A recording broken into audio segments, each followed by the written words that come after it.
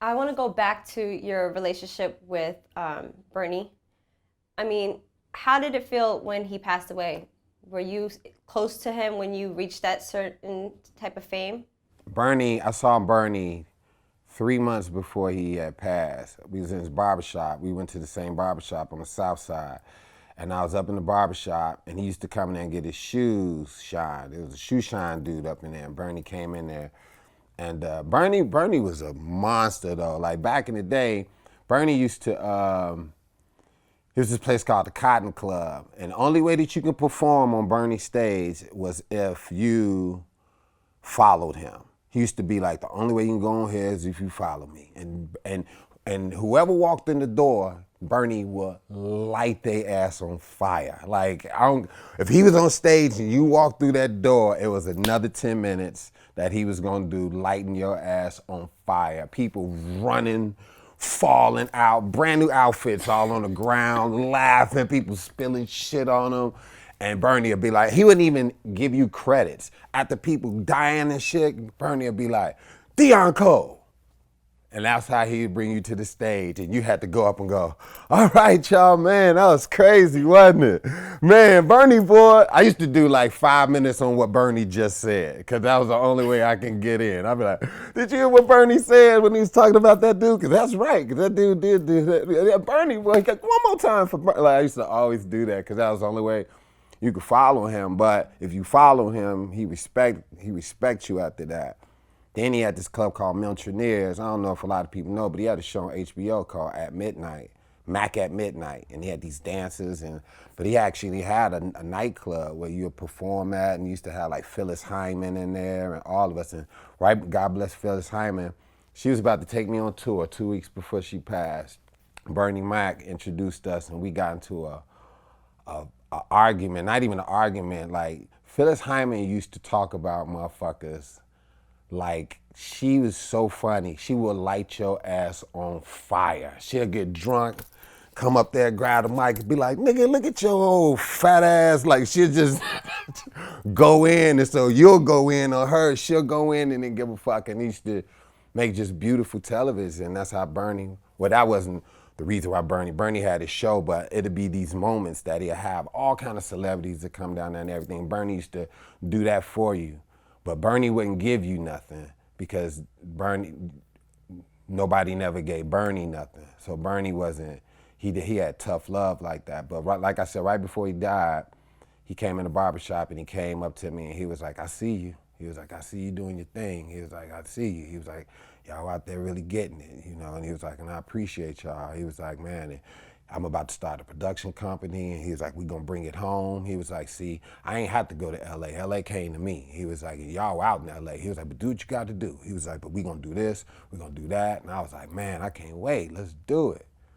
And like 3 months later, I heard he passed, and I just could not believe that shit. That shit was like, wow, like crazy. And I remember he gave me like $50 too, not like $60, gave me $60 and told me to get a real haircut. I was in the barbershop, he saw my hair after that. It was like, here, get a real barber. I was like,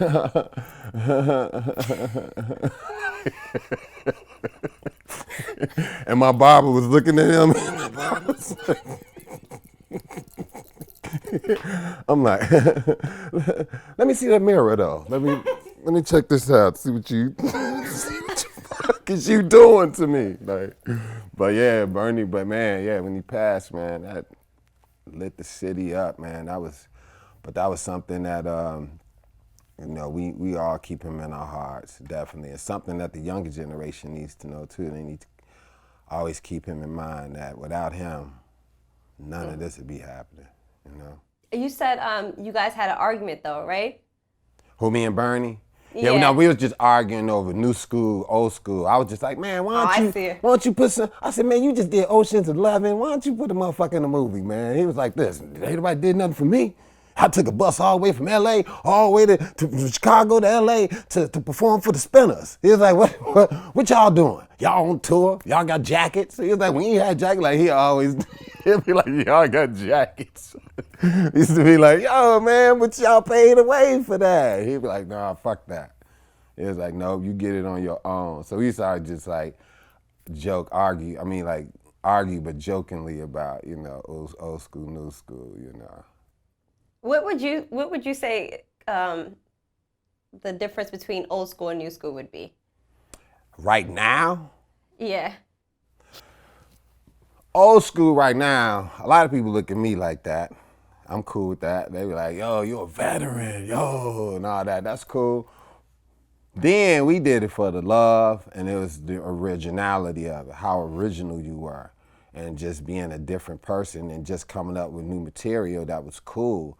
And what we did was, when people came and saw us, they came to escape. They came to escape, and it was like a movie. Like you go to movies, you go to escape and get into the world of that movie. That's how it was for stand-up back then. You'll come see these great comedians and get into their worlds. Now, comedians give the audience what they want, and that waters down the audience and what they expect and how they are. And when you do that, then it goes against, they look at you like what you're supposed to be doing. They're like, he's funny, but why he ain't drop on the floor? The last comic I saw, he fell on the floor. Like, why you ain't falling on the floor? And it's like, nah, motherfucker, I ain't got to fall on the floor. I ain't no throw a pie in your face ass fucking comic like that. I'm like, so it kind of like makes the audience, and I ain't saying all new comics, I ain't saying that all, but some make the audience, they give the audience what they want, and instead of just being who you are. And a lot of people eating and a lot of people working right now that shouldn't be, because what they're doing is they just remixing other people's stuff and taking ideas and bits and pieces of other people's jokes, and they going out giving the audience what they want, and they don't know the difference. So I just think it's a respect level. I think they really don't respect. And they think it's easy because they see people making money now. They think that they can just go out and make money like that. But, it take you about 15 minutes, 15 years to be an overnight success. You're just not going just up and just all of a sudden, bam, I got a hot new 10 minutes, then I'm cool, But that's how it is now. You got Vine stars and YouTube stars, and these people have millions and millions of viewers, and they're getting money.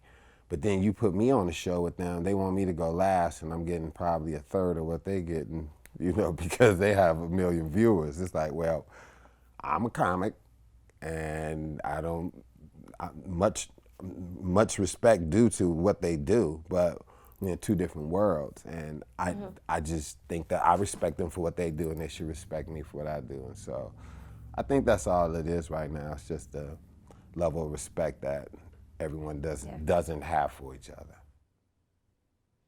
I feel like, because I was just talking about this the other day, I was just in the mood to go to a comedy show, and I think the last one I've been to was Kevin Hart's, and that was like a few years ago.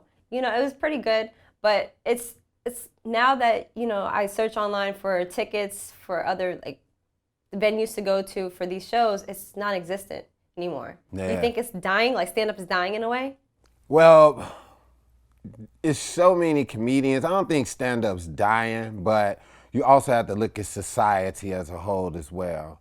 So now everything's so watered down. And I was just in New York, and I was in the elevator with Damon Wayans, and God bless him, he an icon in the game or whatever. And we was on the elevator, and it hurt me to see how sad he was in a sense, because he told me he retired. Told me he retired from stand-up, and I was like, that hurt me, and I was like, oh, why? And he was like, because of the backlash of the whole Bill Cosby thing. He was just saying that he caught a lot of flack on that because he was doing stand-up on the radio show, on the Breakfast Club, and they played that, and people didn't take it as a joke. They took it as, as he was actually doing something, but he was doing stand-up, and he got ridiculed for that so bad, and to the point where he was just like, I quit. And I was just like, dang. He was like, people so sensitive right now. I was like, everybody's so sensitive that you can't have the freedom of speech that you want. And he was like, somebody just asked him recently about that plane that crashed recently. Yeah. The EgyptAir? Yeah, the EgyptAir plane that crashed, and he was like, I'm an American. I no longer have an opinion. And he was like, and that's what his answer is to everything now. He was like, somebody asked him something, he like, I'm an American, I don't have an opinion. And that was some deep shit to me because it's getting there. You can no longer have an opinion on anything. If I dislike anything that the world's telling me to, then I'm gonna have a problem. I have to agree with what everyone else is saying in order for me not to be ridiculed.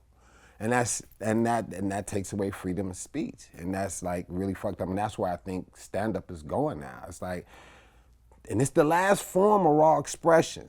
You see it in music, you see it in TV, in movies. Everything is changed up, and comedy is like the last form of raw expression. I just wish people just let us be, but it's just becoming watered down now. And so therefore people aren't coming out the way that they used to because, you know, they get it. And also, it also has to do with comics too. A lot of comics aren't writing, and they're doing the same material year after year after year. And don't get me wrong, you're gonna do your same material, but you need to be swapping out. It'll take you about 2 years to get to a whole new set or whatever, but then you have material that other people haven't heard yet, so you want them to hear that too, so it's a fine line between that. So you just need to mix your old with new. Every time you see me, you're gonna see old with new. I'm gonna give you some classics, I'm gonna give you some new stuff. Like every time, and a lot of comics don't do that. They just do the same routine they've been doing, so people don't want to come see them. But I just had a conversation with some clubs, and they told me, they was like, ain't nobody really selling tickets like that right now because people ain't really coming to check for them. And the younger generation, I don't think they really respect comedy like that in a sense. They like who they like. If you're controversial, but they ain't just like up and just coming out like it used to be, you know? But I feel like today's comedy is like memes, like you little gifs and stuff like that online. I feel like that's like the newer version. It is. Funny people. You can go online. You can go crack up. You can go World Star. You can go to Vlad. You can go here and just listen to people's stories and crack up. I've watched this several times and got plenty laughs. But yeah, and then you start liking certain people, whatever. But comedy was before all this internet. That was people went to go laugh, but now you can laugh at anything online and everything. Plus, the audience they're a little smarter though. They are a little smarter, you know. But I think it's watered down. It's becoming gimmicky a little bit. But don't you feel like? I feel like people go to comedy shows to get away from their pain. And it's like the same thing when comedians go up and share their story, their life struggles for other people to laugh at it. That's just what it's all about. Yeah, they talk about race, they talk about events, tragedy, you know? Yeah, and we bring a lighter view to whatever's going on, you know, and that's what we do. We bring a lighter view to it. And people come to see that, you know, and that's great. But if I can't go talk about Caitlyn Jenner the way that I feel about her because I'm worried about what you're gonna think and what's gonna be posted, then you're not getting the real me. So why even go down that path, you know? And if I do go down that path, it's sugar-coated or whatever. So, I mean, it just all depends, man. It all depends on your audience. And I have a great audience, a great group of follower people from all over the country. When I do a show, they know to come out. They know they're about to get some originality. They know they're about to it's going to be unorthodox. You know, it's just going to be all over the place, you know, and it's going to give you something refreshing because you come see me, you coming to see a comic.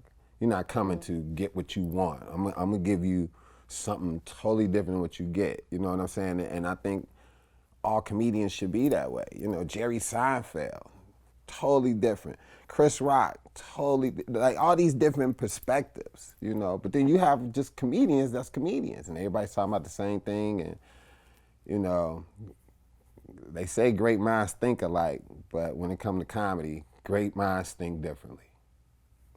You know? Gucci's absolutely the boogeyman of hip hop. Like, it's just certain individuals you just know that at any given moment it could go left. Right. Gucci's one of them. T.I. is one of them. I told y'all that before. I don't know why y'all keep acting like T.I. ain't Gucci level crazy. Maybe T.I. is Gucci level crazy. Gucci might be T.I. level crazy. You mean to tell me that if I walked up to your mother right in front of you and shot her in the face, and then I left the country and you can't get to me, you wouldn't tell the police? Hell no, where your mama stay at?